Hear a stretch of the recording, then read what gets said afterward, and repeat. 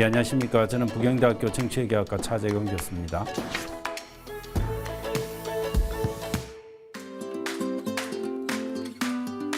공직선거법 제34조 1항을 보면 거기에는 대통령 선거, 그다음 국회의원 선거, 그다음 지방선거에 대해서 각각 다르게 선거일을 규정하도록 규정이 되어 있습니다. 지방선거 같은 경우는 임기 만료일로부터 30일 전 첫 번째 수요일에 하게 되어 있습니다. 민선 7기의 임기 만료일이 7월 1일입니다. 그래서 7월 1일로부터 역산을 해서 한 달을 하게 되는 5월 31일부터 시작해서 추산해서 그리로부터 처음 시작되는 수요일이 바로 6월 1일이 되기 때문에 6월 1일로 지방선거일이 정해지게 된 것입니다.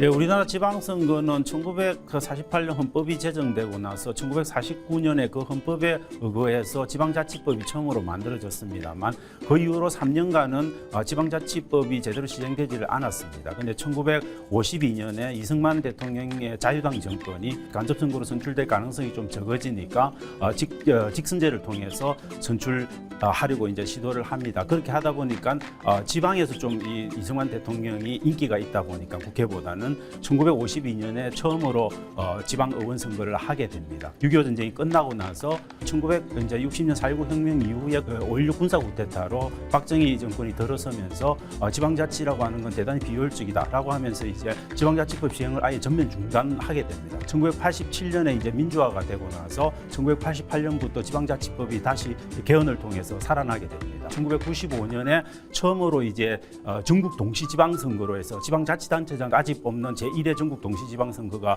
1995년에 있었고 그 이후로부터 지금까지 7회 전국 동시지방선거를 지난 2018년에 치러 왔습니다. 이번에 이제 치르게 되면 제8회 전국 동시지방선거를 치르게 되는 겁니다.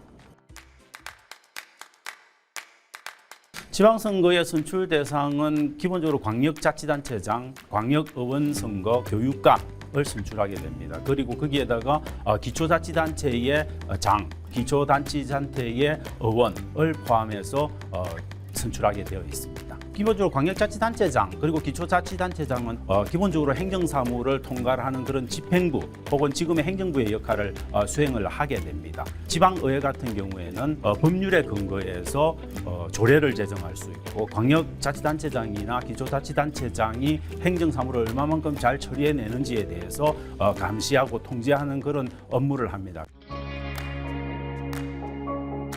역대 지방선거 투표율은 항상 좀 적었습니다. 제1회 전국 동시지방선거의 투표율은 60%가 넘었었습니다. 2회 때는 아마 제가 기억하기로는 54% 정도 되었었고 그 다음에 3회 때는 또 더 떨어져서 48%까지 떨어졌습니다. 제4회 지방선거를 앞두고 이제 정당 공천제라든지 이런 것들이 도입되면서 지방선거에 대한 이제 조금 관심이 높아지고 다시 오르기 시작합니다. 제7회 전국 동시지방선거까지는 계속적으로 좀 올라와서 지난 7회 선거 때는 60%를 다시 회복하는 정도까지 투표율이 올라왔다고 보시면 될 겁니다.